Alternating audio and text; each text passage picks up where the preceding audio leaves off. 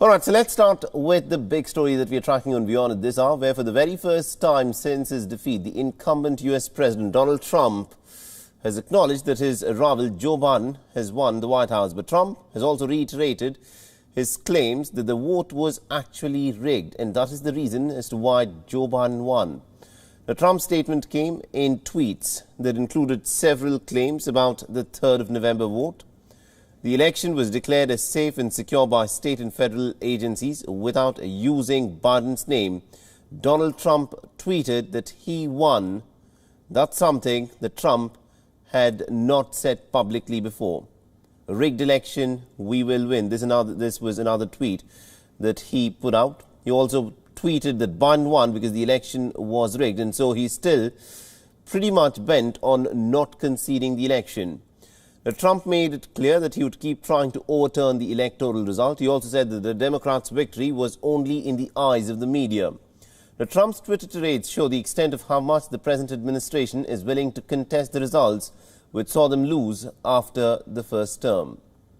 Now, Biden defeated Trump by winning back a trio of battleground states, Michigan, Wisconsin and Pennsylvania, and topped the 270 electoral vote threshold to clinch the presidency.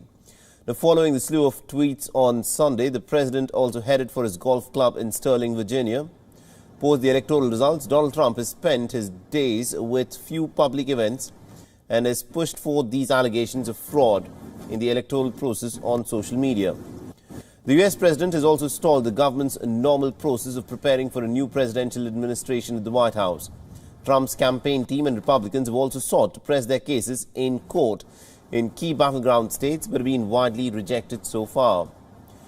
Hours after tens of thousands of Trump supporters ventured into Washington, violence was also reported between Trump supporters and the counter-protesters, and one person reportedly was stabbed and taken into a trauma center.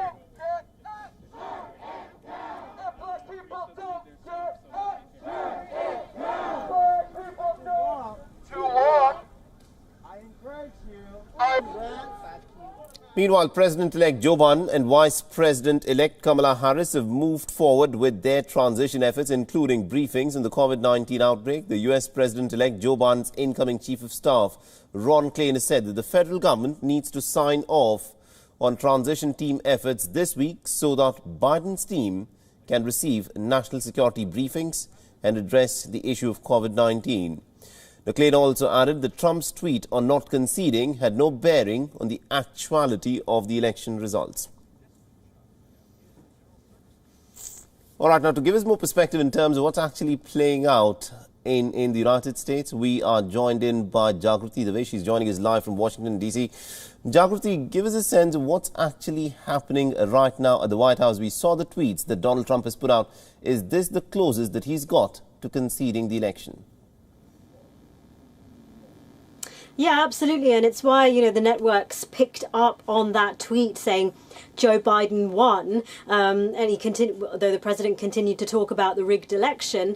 And as you say, it's the closest that Donald Trump seems to have got to accepting that Joe Biden has won the election. But he quickly tweeted out again that he will not concede once all the networks had, latched onto this tweet of his. And, the president is continuing to launch several lawsuits. You were talking about his supporters who had taken to Washington, D.C. This idea that the election was rigged, even though there is no evidence of widespread fraud at all in this election. It has caught on with many of the president's supporters who took to the streets of Washington, D.C., repeating that message. Absolutely, indeed. And also what we saw yesterday were these scenes of Donald Trump supporters taking to the streets. Donald Trump, of course, drove through in his motorcade through these supporters who were out, supporting him. How serious an issue is this? Because this president did get almost about 71 million votes.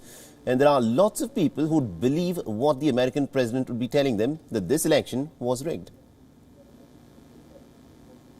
Yeah, absolutely. And look, I think there are a lot of people who think that President Trump's aim isn't to, remain in the White House, lock himself up and be dragged kicking and screaming.